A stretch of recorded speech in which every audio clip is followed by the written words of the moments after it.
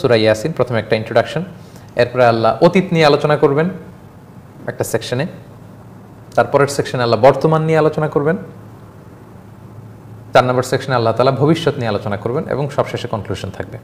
তাহলে আমরা দ্বিতীয় সেকশনে চলে যাচ্ছি, যেখানে আল্লাহ তাআলা অতীত নিয়ে আলোচনা করেছেন।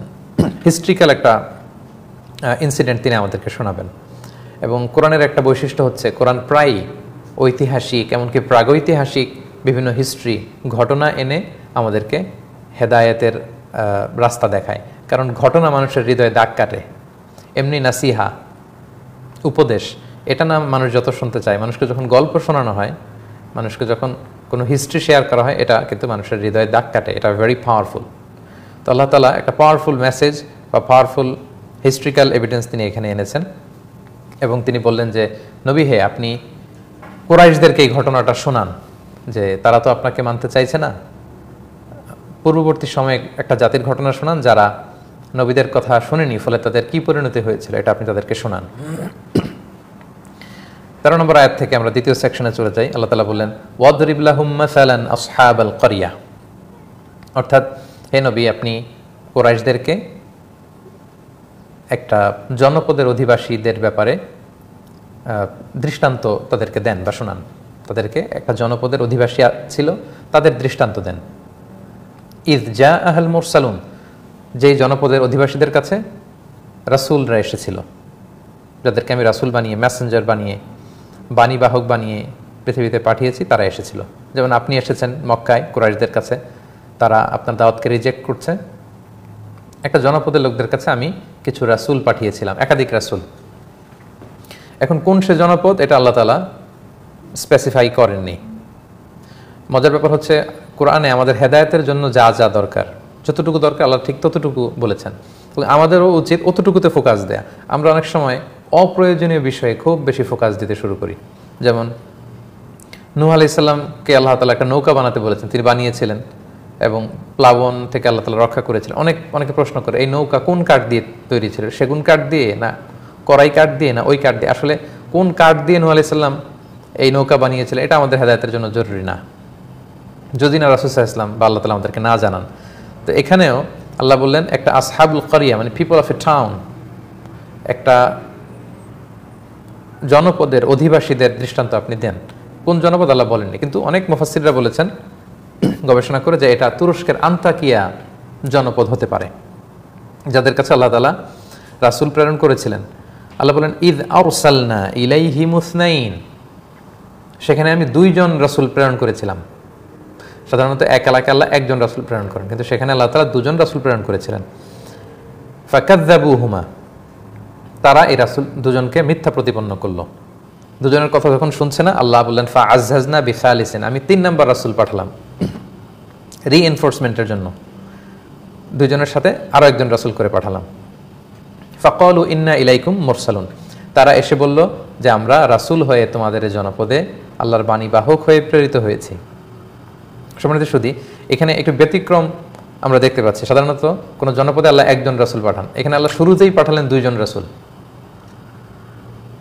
এই 2 জনের দাওয়াতে যখন কাজ হচ্ছে না, আল্লাহ রিএনফোর্সমেন্টের জন্য আরো 1 জন পাঠালেন। মোট হলো কয়জন? 3 জন। কিন্তু মজার ব্যাপার হচ্ছে তাদের 3 জনের কারো দাওয়াতে তারা গ্রহণ করেনি। তার মানে বোঝা গেল নবীরা কোলাবোরেশন করে কাজ করতেন। এই আয়াত থেকে বোঝা যায় একটা জনপদ 1 জন নবী পাঠালেই হতো, আল্লাহ না পাঠিয়ে পাঠালেন কয়জন? 2 জন। এই 2 জনকে যখন তারা প্রত্যাখ্যান করলো, আল্লাহ আরেকজন পাঠালেন। মোট তাহলে কয়জন রাসূল হলো? 3 জন। 3 জন bearing the same mission, having the same vision. এক মিশনের, এক ভিশনের কাজে 3 জন রাসূল এসেছেন। তার মানে নবীরা কোলাবোরেট করে কাজ করতো। তো এটার এই আয়াত থেকে আমাদের এটা শিক্ষা যে আমাদেরকে কোলাবোরেশনে কাজ করতে হবে, একে অপরকে বন্ধু মনে করতে হবে। আমরা যদি বর্তমানে দায়ীদের দিকে তাকাই, দায়ীদের মধ্যে দেখা যায় যে নানা ধরনের বিচ্ছিন্নতা দেখা যায়। বরং ছোট্টখাট্ট জিনিস নিয়ে একে অপরের বিরুদ্ধে আমরা কথা বলতে শুরু করি। আমাদের নিজেদের মধ্যে কোলাবোরেশন নেই, একসাথে কাজ করার মন মানসিকতা নেই, এক টেবিলে বসে আলাপচারিতার কোনো মেন্টালিটি, অ্যাটিটিউড নেই। এটা কিন্তু কোরআনের আয়াত থেকে বোঝা যাচ্ছে সুস্পষ্ট কোরআনের যে অ্যাপ্রোচ এটার বিরোধী। এক এলাকার লোকদের হেদায়েতের জন্য আল্লাহ 2 জন রাসূল পাঠালেন। এখানে কে প্রধান কে সেকেন্ডারি এটা কোনো বিষয় না। আমরা আলোচনা করতে গেলেও দেখা যায় একজন প্রধান, তারপরে মধ্যম, তারপরে অনেক ধরনের ক্লারিফিকেশন আমরা করি। কে বড় হুজুর, কে মেজো হুজুর, কে ছোট হুজুর, কে বড় বক্তা, কে ছোট বক্তা। তো এই আয়াত থেকে বোঝা যায় যে না, we have the same mission, হ্যাঁ, we belong the same vision, আমাদের একই কাজ, একই মিশন, তাহলে এত বিচ্ছেদ কেন, এত ভিন্নতা কেন, এত দ্বন্দ্ব কেন, এত কন্ট্রোভার্সি কেন? তিনজন রাসূল মিলে এক মিশন নিয়ে, তাওহীদ, রিসালাত, আখিরাতের দাওয়া নিয়ে ওনারা গিয়েছেন এবং একে অপরের সাথে কোলাবোরেশন করে কাজ করেছেন। সো আমরা যারা দুআত ইলাল্লাহ, দাঈ আছি, আমাদের মধ্যেও যেন কোলাবোরেশন থাকে এবং আমরা যেন একে অপরকে হিংসা না করি।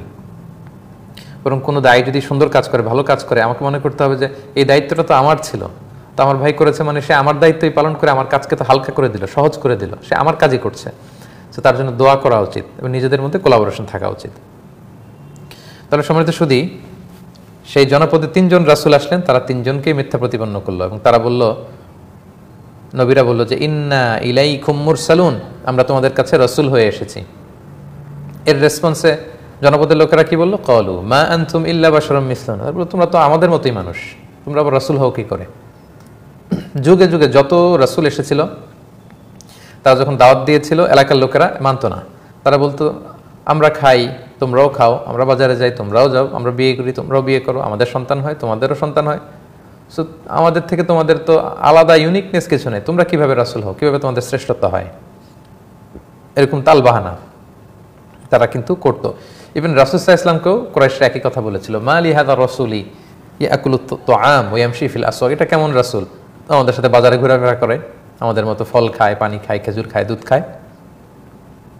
তারা চাচ্ছিল যে কোরআন যদি উপর থেকে আসে তাহলে ফেরেশতা কেন কোরআন নিয়ে আসে না? কিন্তু কোনো ফেরেশতা যদি কোরআন নিয়ে আসতো তখন আবার তারা বলতো যে ফেরেশতা তো আমাদের মতো না, আমাদের সুখ দুঃখ তো ফেরেশতা বুঝবে না, তারা তো অন্যভাবে সৃষ্টি, আমাদের যে চাহিদা, ডিমান্ড, রিপু, ডিজায়ার, প্রবৃত্তি, এই প্রবৃত্তি তো ফেরেশতাদের নেই। আমাদের ক্ষুধা লাগে, আমাদের যৌন চাহিদা আছে, আমাদের প্রবৃত্তি আছে, তো ফেরেশতাদের তো এটা নাই। তো ফেরেশতারা আমাদের রাসূল হবে কিভাবে? তারা তো আমাদের দুঃখ কষ্ট বুঝবে না। ফেরেশতা আসলে তারা এটা বলতো। তো ওই জনপদের লোকদেরও ঠিক একই রেসপন্স ছিল। তারা বলল যে মা আনতুম ইল্লা বাশারুম মিসলুকুম, তোমরা তো আমাদের মতোই মানুষ। ওয়া মা আনজালার রহমানু মিন শাই, আল্লাহ কিছু নাজিল টাজিল করে নাই। ইন আনতুম ইল্লা তাকদিবুন, তোমরা এগুলো বানিয়ে বলতেছো, বানোয়াট। তিনজনই তোমরা মিথ্যাবাদী, মানে কমপ্লিট রিজেকশন, তারা রিজেক্ট করলো, প্রত্যাখ্যান করলো দাওয়াতকে। তারপর নবীরা কি বলল? ক্বালু রব্বুনা ইয়ালামু ইন্না ইলাইকুম লামুরসালুন, তারা বলল যে আমাদের রব ভালো করেই জানে, তোমরা না মানতে পারো, তোমরা আমাদেরকে মিথ্যাবাদী বলতে পারো, তবে জেনে রাখো আল্লাহ তাআলা ভালো করেই জানে যে আমরা রাসূল হয়ে তোমাদের কাছে এসেছি। আর ওয়ামা আলাইনা ইল্লাল বালাগুল মুবিন, আর আমাদের দায়িত্ব হচ্ছে কেবল পৌঁছে দেয়া, ক্লিয়ার কমিউনিকেশন। আল বালাগ আল মুবিন মানে হচ্ছে ক্লিয়ার কমিউনিকেশন। আল বালাগ শব্দটা হচ্ছে এমন একটা গুণ, যখন কেউ কোনো কথা বলবে, এই কথা যখন যে মানুষের হার্টে টাচ করে, হৃদয়ে যে টাচ করে, এটাকে বলে আল বালাগ। নবীরা এভাবে কথা বলতেন এবং কোরআনের বাণীটাও এরকম। কেউ যদি সত্য গ্রহণের মানসিকতা নিয়ে কোরআন শোনে, পড়ে, বুঝতে চায়, গবেষণা করে, কোরআন যে তার হৃদয়ে টাচ করবে। এবং সব নবীরা এই কথাটা বলেছেন যে ওমা আলাইনা ইল্লাল বালাগ ওয়া আলাল্লাহিল হিসাব, আমাদের কাজ পৌঁছে দেওয়া, এর চেয়ে বেশি কিছু না। রাসূল সাল্লাল্লাহু আলাইহি ওয়াসাল্লাম যখন খুব বেশি চাইতেন যে কেন ওরা ঈমান আনে না, অনেক সময় একটু জোর করতে চাইতেন, তখন আল্লাহ বলেছেন যে লাস্তা আলাইহিম বিমুসাইতির, নবী আমি তো আপনাকে দারোগা বানিয়ে পাঠাই নাই, কনস্টেবল বানিয়ে পাঠাই নাই, গোয়েন্দা বানিয়ে পাঠাই নাই। জোর খাটানো, জোরাজুরি করা, এগুলো করার জন্য তো আপনাকে পাঠানো হয়নি। আপনার কাজ হচ্ছে পৌঁছে দেওয়া। হেদায়েত দেয়া না দেওয়ার মালিকানা কেবলমাত্র শুধুমাত্র একমাত্র আমি আল্লাহর হাতে। তো এ তিনজন নবীও তারা বললেন যে ওয়ামা আলাইনা ইল্লাল বালাগুল মুবিন, আমাদের দায়িত্ব হচ্ছে পৌঁছে দেওয়া, দ্যাটস ইট। আল বালাগুল মুবিন মানে হচ্ছে ইফেক্টিভ কমিউনিকেশন। নবীরা খুব ইফেক্টিভলি তারা কমিউনিকেট করতে জানতেন এবং সুস্পষ্টভাবে পৌঁছে যেতেন। যেমনটি আল্লাহ তাআলা বলেছেন হুবহু ঠিক তেমন। তারা বললেন যে আমরা হুবহু আল্লাহ আমাদেরকে যা বলতে বলেছেন তোমাদের কাছে পৌঁছে দিয়েছি, মানবে কি মানবে না এটা তোমাদের ব্যাপার। এই যে তিনজন নবী, তারা কোন সময়ে এসেছিল, তাদের নাম কি ছিল, এগুলো কোরআন সুস্পষ্ট করে বলেনি, কারণ ওগুলোতে আমাদের হেদায়েতের তেমন জরুরি কিছু নেই। তারপরেও অনেক মুফাসসির তারা গবেষণা করে বলেছেন তাদের একজনের নাম ছিল সাদেক, দ্বিতীয় জনের নাম ছিল মাসদুক, তৃতীয় জনের নাম ছিল শামাউন। তারা বলেছেন তিনজন নবী, তাদেরকে প্রত্যাখ্যান করা হলো এবং তাদের দাওয়াতকে যখন প্রত্যাখ্যান করা হলো, তারা যখন সত্যকে গ্রহণ করলো না, আল্লাহ তাআলা স্লাইটলি একটা আযাব দিলেন, খুবই স্লাইট। সেটা হচ্ছে আল্লাহ বৃষ্টি বন্ধ করে দিলেন ওই এলাকায়। সেখানে এখন ড্রাউট, দুর্ভিক্ষ, অনাবৃষ্টি, বৃষ্টি নাই। ফলে সবুজ শ্যামল একটা পরিবেশ ছিল, এখন মাটি ফেটে চৌচির, গাছগুলো শুকনো হয়ে পাতা ঝরে একেবারে খড়খড়া একটা এনভায়রনমেন্ট। তাদের গবাদি পশু এখন আর পর্যাপ্ত দুধ দেয় না, তাদের নদী নালাতে কোনো পানি নেই, পানির অভাবে অনাবৃষ্টিতে দুর্ভিক্ষের কারণে তাদের কঠিন একটা অবস্থা চলে আসলো। এগুলো যখন আসলো টানা 3 বছর কোনো বৃষ্টি হয়নি ওই এলাকায়, তাফসিরে এসছে। তো তখন তারা এই 3 জন নবীকে দায়ী করতে আরম্ভ করলো। তারা কি বলল? তারা বললো ক্বালু ইন্না তাতায়্যারনা বিকুম। তারা বললো যে তোমরা হচ্ছে অপয়া, কুলক্ষণে অলক্ষণে, তোমরা হচ্ছে অপয়া, তোমাদের কারণে আজকে তোমরা আমাদের দেবদেবীর এবাদত রেখে দিয়ে কোন এক আল্লাহর এবাদত করতে বলছো, নাউজুবিল্লাহ। নতুন কোন দেবতা, নতুন কোন খোদার তোমরা আইডিয়া নিয়ে এসেছো, এটার কারণে আমাদের এলাকায় বৃষ্টি বন্ধ হয়ে গিয়েছে।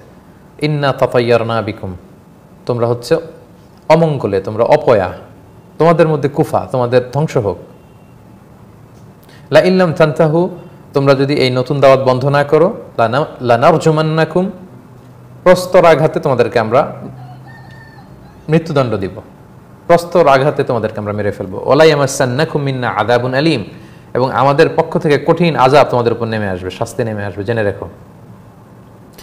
তো তাহলে বোঝা গেল একেবারে হার্ড লাইনে চলে গিয়েছে তারা।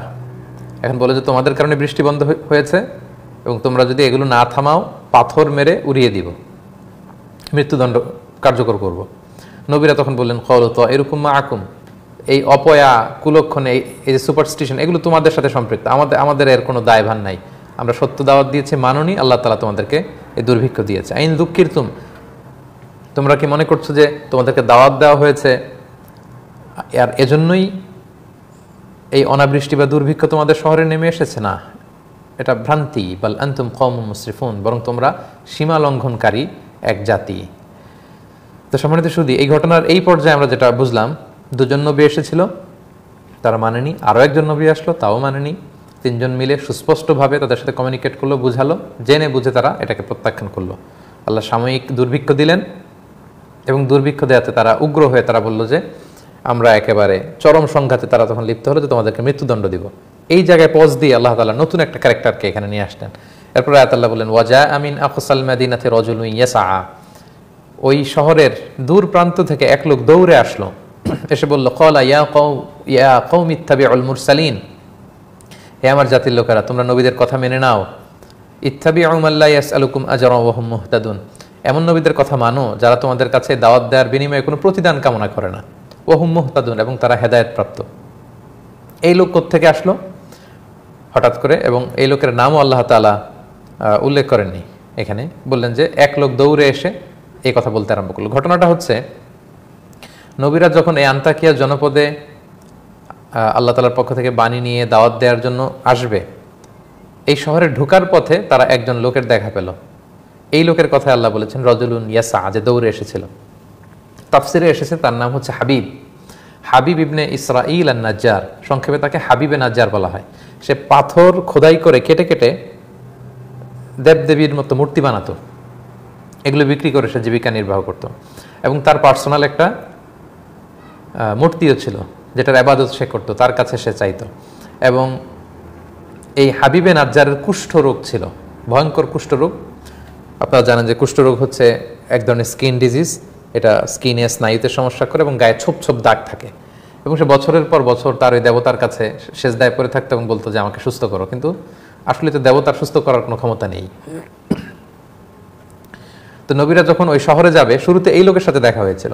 প্রথমেই নবীরা তাকে দাওয়াত দিল যে তুমি এক আল্লাহকে মানো, দুনিয়াতেও শান্তিতে থাকবে, আখিরাতেও শান্তিতে থাকবে। তো সে বলল যে আল্লাহ যে সত্যি আছেন তার প্রমাণ কি করে বুঝবো? তখন তারা বলল তুমি যদি ঈমান আনো, আমরা আল্লাহর কাছে দোয়া করব, আল্লাহ তোমাকে কুষ্ঠরোগ ভালো করে দিবেন। সে বলল তাই নাকি?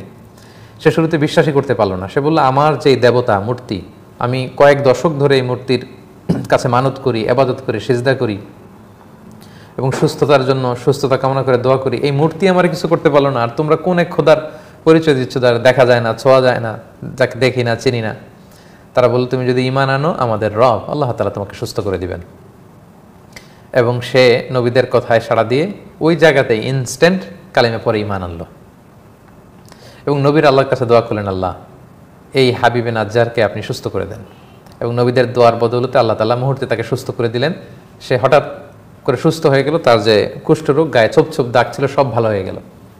সে তো অবাক, এবং আল্লাহ তাআলার প্রতি তার এত দৃঢ় আস্থা এবং বিশ্বাস হলো, সে এক আল্লাহর ইবাদত করতে লাগলো। তো সে যখন ইমানদার হয়ে গেল, নবীরা তাকে রেখে দিয়ে মূল শহরে গেল।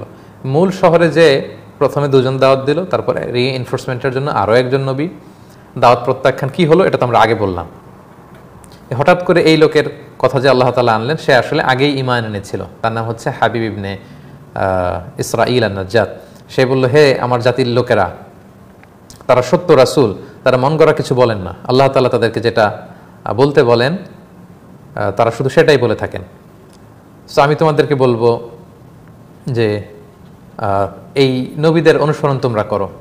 এই কথা শুনে মূল শহরের সবাই তো অবাক, কিরে এই লোক আবার কখন ঈমান আনলো? তখন তারা আশ্চর্য হয়ে প্রশ্ন করতে আরম্ভ করলো, হাবিব তুমি কি ঈমান এনেছো নাকি?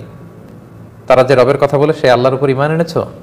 তখন সে উত্তরে বলতে লাগলো, ওয়ামা লিয়া লা আ'বুদুল্লাযী ফাতারানি ওয়া ইলাইহি তুরজাউন। কেন আমি ঈমান আনবো না সে আল্লাহর প্রতি? কারণ ফাতারানি, সে আল্লাহই তোমাকে সৃষ্টি করেছেন, ও ইলাইহি তুরজাউন, এবং সে আল্লাহর দিকেই তোমরা ফিরে যাবে, তার দিকেই ফিরে যেতে হবে।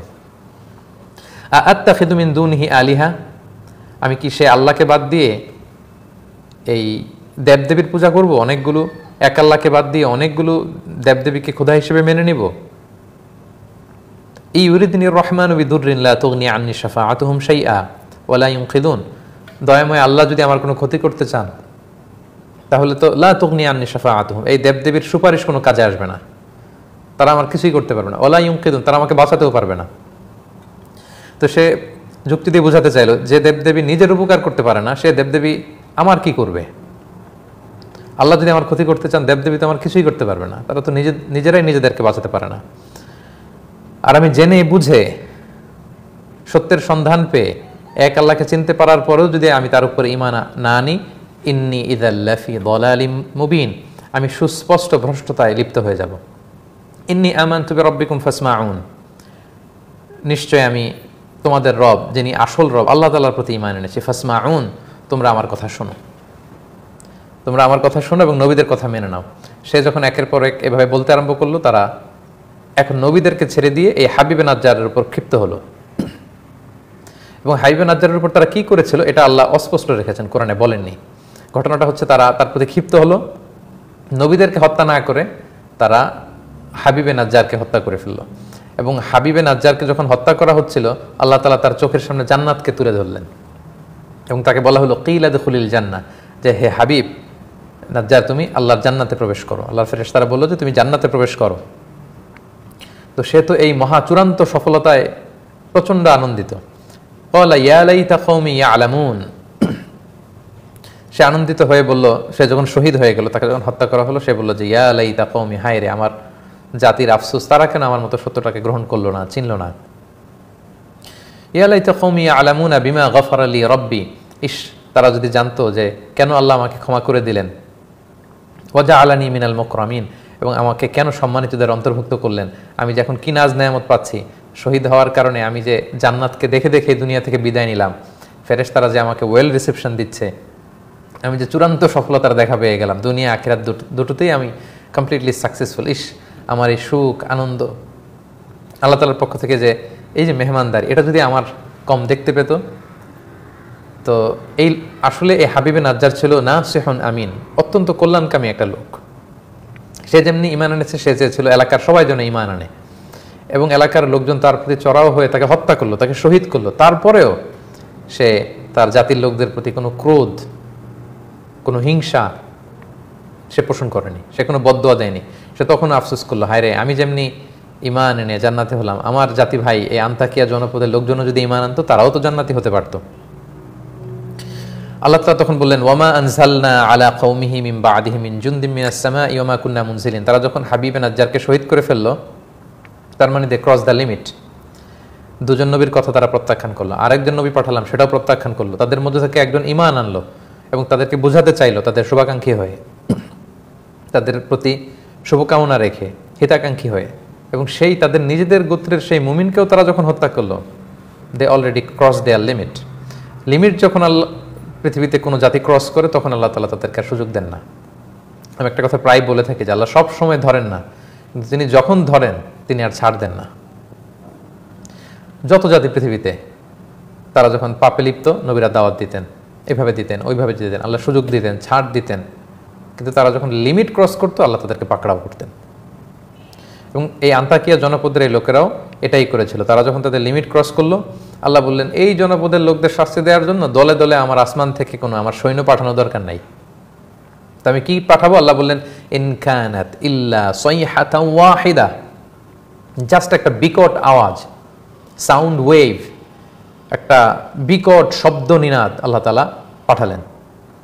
প্রচন্ড সাইহা, সাইহা মানে আওয়াজ, বিকট আওয়াজ, মানে কানের পর্দা ফেটে যায়, এয়ার বার্স্টিং সাউন্ড, একটা সাউন্ড ওয়েভ, শব্দ তরঙ্গ, প্রচন্ড বিকট একটা শব্দ তরঙ্গ আল্লাহ পাঠালেন। আল্লাহ বললেন ওই শব্দের আওয়াজে ফাইদা হুম খামিদুন, আন্তাকিয়া জনপদের এই দাওয়াতকে যারা প্রত্যাখ্যান করেছে প্রতিটি মানুষ কানের পর্দা ফেটে লাশ হয়ে জমিনে পড়ে রইল। দেয়ার হিস্ট্রি ইজ ওভার, শেষ। এরপর আল্লাহ আফসোস করে বললেন ইয়া হাসরাতান আলাল ইবাদ, আফসোস আমার বান্দাদের জন্য, মা ইয়াতিহিম মির রাসূলিন ইল্লা কানু বিহি ইস্তাহজিউন, যখনই কোনো জনপদের কাছে, কোনো জাতিগোষ্ঠীর কাছে রাসূল এসেছে তখনই তারা রাসূলদের সাথে ঠাট্টা করেছে। তো এই ঘটনা আল্লাহ তাআলা রাসূল সাল্লাল্লাহু আলাইহি ওয়াসাল্লামের মাধ্যমে কুরাইশদেরকে শুনিয়ে আল্লাহ বুঝাতে চাইলেন যে হে কুরাইশরা, তোমরা আমার দাওয়াতকে প্রত্যাখ্যান করছো। তোমরা কি জানো না পূর্ববর্তীতে যারা নবীদের সাথে ঠাট্টা করেছে, তাদের দাওয়াতকে রিজেক্ট করেছে, তাদের অবস্থা কি হয়েছে? এই তো আন্তাকিয়া জনপদের এই লোকদের ঘটনাই তো তোমরা শুনলে, যে আল্লাহ তাআলা বিকট শব্দ তরঙ্গ পাঠিয়ে তাদের কানের পর্দা ফাটিয়ে সবাইকে শাস্তির মুখোমুখি করে মৃত্যু মুখে পতিত করেছে। এই জন্য আল্লাহ তাআলা তাদেরকে বললেন যে আলাম ইয়ারাও, কুরাইশরা কি দেখে না, কাম আহলাকনা ক্বাবলাহুম মিনাল কুরুন, এর আগে এরকম কত জাতি ধ্বংস করেছি, নূহের কওমকে ধ্বংস করেছি, আদ জাতিকে ধ্বংস করেছি, সামুদকে ধ্বংস করেছি, লূত আলাইহিস সালামের কওমকে ধ্বংস করেছি, আন্তাকিয়ার এই জনপদের লোকদেরকে অবাধ্যতার কারণে আমি ধ্বংস করেছি। আন্নাহুম ইলাইহিম লা ইয়ারজিউন, তারা আর কখনো তাদের দিকে ফিরে আসবে না, দেয়ার হিস্ট্রি ইজ ওভার। ওয়া ইন কুল্লুল লাম্মা জামিউল লাদাইনা মুহদারুন, এবং তাদের প্রত্যেককেই আমি আল্লাহর কাছে কিন্তু হাজির হতে হবে। কোরআনের একটা বৈশিষ্ট্য হচ্ছে কোরআন নানাভাবে ঘুরিয়ে ফিরিয়ে ঘটনাকে বর্ণনা করে, যাতে করে মানুষ উপদেশ গ্রহণ করে এবং কোনো এক্সকিউজ যেন দাঁড় করাতে না পারে। এবং পৃথিবীতে কেউ কোনো দিন আল্লাহর কাছে যে এক্সকিউজ করতে পারবে না যে আল্লাহ সত্যতা আমি বুঝি নাই, আল্লাহ কোনটা সত্য আমি তো চিনি নাই, সত্য তো আমার কাছে পৌঁছে নাই, আল্লাহ আমি বুঝতে পারি নাই। না, আপনি সত্য চিনার, বোঝার অনেক সুযোগ আপনি পাবেন, অনেকগুলো অপশন পাবেন। You will have a lot of chances in your life, অনেক চান্স আপনি পাবেন। এগুলো পেয়েও যখন আপনি গ্রহণ করবেন না, তখনই আল্লাহ তাআলা আপনাকে পাকড়াও করবে। সম্মানিত শুধু এই 32 নম্বর আয়াত পর্যন্ত আল্লাহ তাআলা হিস্ট্রিক্যাল একটা এভিডেন্স এনে কুরাইশদেরকে বুঝাতে চাইলেন যে রাসূল সাল্লাল্লাহু আলাইহি ওয়াসাল্লাম যে দাওয়াত দিচ্ছে এটা মহাসত্য, এই মহাসত্যকে তোমরা মেনে নাও। আমরা বলেছিলাম যে সূরা ইয়াসিনের প্রথম 12 আয়াতে একটা ইন্ট্রোডাকশন আল্লাহ দিলেন, তারপরে আল্লাহ তাআলা অতীত নিয়ে আলোচনা করে মানুষকে হেদায়েতের রাস্তা দেখাতে চাইলেন।